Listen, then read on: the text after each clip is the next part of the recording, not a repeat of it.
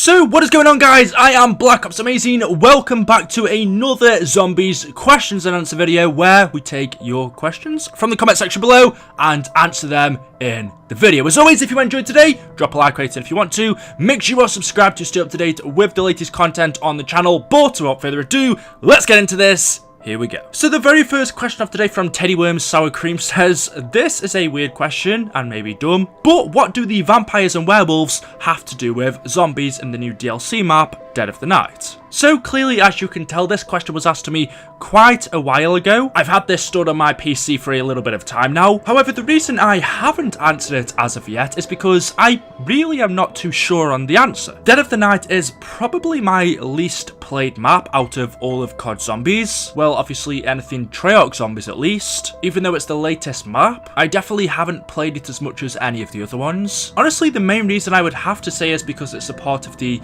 new Chaos storyline. To me, it isn't as interesting. We don't really know too much, and the storyline of Dead of the Night, what we know so far, or at least to my knowledge, again, isn't really too interesting. As you guys know, I am a storyline person. That is what my channel is focused around. That's the reason why I love Treyarch Zombies, is because I find the storyline so interesting.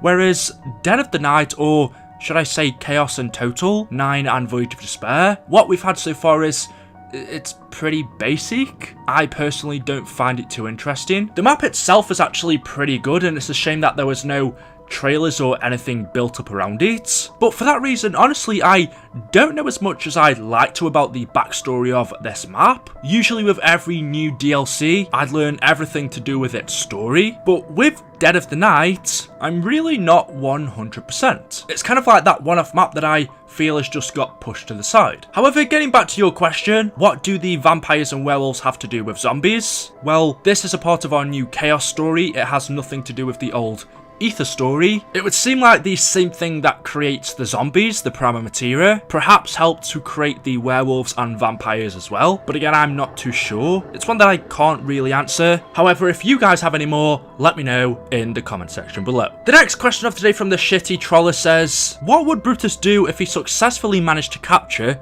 Primis, the cutscene part, and what would happen if the bird didn't let them out? So, as I'm sure you will know, partway through doing the Blood of the Dead Easter egg, Brutus actually manages to capture the Primis crew. He finds them, captures them, and then locks them in the jail cells. So I'm going to play you the cutscene, and then I'll come back and talk more about it after.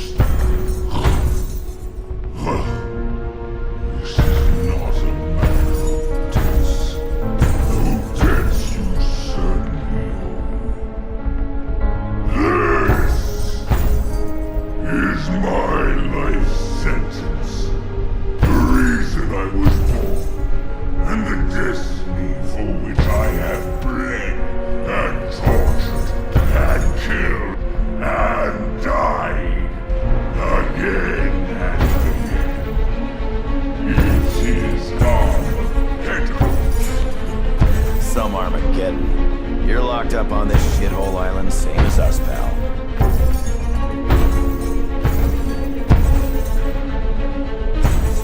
Until you brought me the key, I can hear it pounding through your veins. Faster and faster. So, your life sentence begins. You will suffer. You will not die.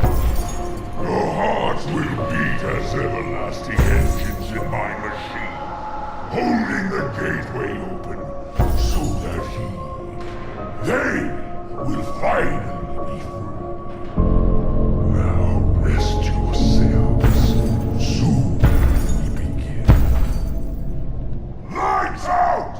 So we know that Brutus's whole plan all along was to capture the Primis crew. That was the reason why Brutus was sent here by the Shadow Man. If you're wondering, Eli, what the hell? Get it? Hell, because Alcatraz is in A hellish state? No. Anyway, if you're wondering, Eli, what are you on about? Let me tell you the backstory quickly, just in case you don't know. We know that Brutus is the warden. When he was just a normal person working at the prison, the Shadow Man came to him and started to manipulate him. The Shadow Man told the warden that he is dirty, that he has sinned, and that the only way he can cleanse himself and get rid of his illness is to listen to exactly what the Shadow Man says. And so the Shadow Man told the warden that first off he needs to kill the Mob of the Dead crew. So that's exactly what he did. We know after they escaped the prison and killed Al Arlington, the three mobsters, Sal, Billy and Finn, were sentenced to death by electric chair. They were killed and sent to Alcatraz in purgatory. Once he did that, we then know that the warden sacrificed himself. He also electrocuted himself on the chair, where he was sent to purgatory and became Brutus. And that was stage 1 of the Shadow Man's plan. His ultimate goal, however, we know was to trap the Primis crew here. And so he then told the warden that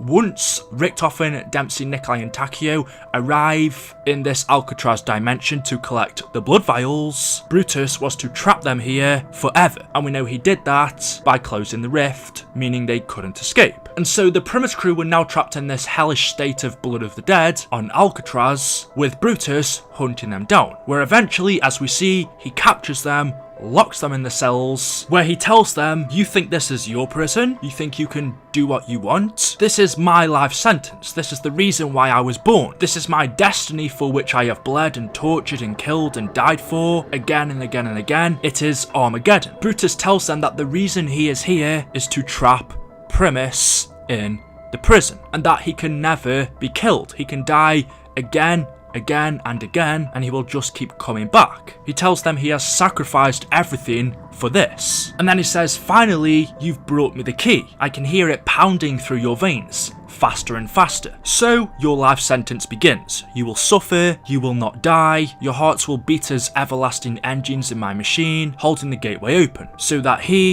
they will finally be free. Now rest yourselves, soon we begin. Lights out. So Brutus tells the Primis crew, and as we also know, the main reason they are here is because Brutus wants their blood, specifically Richtofen's. He says, you have brought me the key. I can hear it pounding through your veins. We know that the Shadow Man's ultimate goal is to get his hands on Richtofen's blood. As I said in one of the previous Q&A episodes, Richtofen's blood is extremely powerful because it contains parts of the ether and bits of many different dimensions that he has traveled to. That makes Richtofen's blood extremely powerful, and as we see at the end, an example of that is he uses his blood to break the cycle and open up a rift in Alcatraz. That's how powerful it is, and so the Shadow Man wants to get his hands on this. Brutus has finally captured them, he has locked them up, and as he says, your life sentence begins. You will suffer, you will not die, your hearts will beat as everlasting engines in my machine, holding the gateway open so that they will finally be free. It seems like Brutus was going to keep them here, locked up forever, where he would take their blood, specifically Richtofen's, but I believe not only his. We also know that Dempsey, Takeo and Nikolai's blood contains bits of ether and other dimensions as well. However, it's not as powerful as Richtofen's. Brutus was planning on getting his hands on their blood, giving it to the Shadow Man, so that he and the Apothecans can finally be free. But as we know, things didn't quite go as Brutus planned, as not long after, the bird comes and sets them free, in which Richtofen then goes on to sacrifice himself in order to break the cycle, allowing the rest of the Primis characters to escape, bringing Blood of the Dead in this Alcatraz dimension to an end. And then of course, as we know, we move on to Classified, where our characters, Ultimus and Primis, are now going off to kill Dr. Monty. And then the final question from Bryce Dunlap says, what is your highest round ever? And it is 50. And that is on purpose. I don't go past 50 on any zombies maps. If I'm going for a high round, which is very rarely, it's just not really my thing to play for high rounds, and I haven't done it for a very long time. Actually, I believe the last time I probably did that was in BO2 on Mob of the Dead, Buried, and a few other maps. But 50 has always just been a nice round number. When you get past like round 30, even 25, it can get very repetitive. You're doing the same thing over and over again, you can generally get everything done in a map by then. So I find that round 50 is just a nice round to get to. It's definitely not easy, and it can take a hell of a lot of time, and then when you get to that round, the zombies take forever to kill, and there's just this thing in my head where I have to get to a nice, just a nice number, and 50 for me is that it. So my highest round is 50. I haven't tried to go past that. It's actually something I haven't done in a while. Usually I'll just go to around 20, 25, just have a good fun game. But yeah, let me know what yours is down in the comment section below. Anyway guys, that is all for today's video. As always, hopefully you have enjoyed. If you have, drop a like rating, only if you want to, it really does help me out.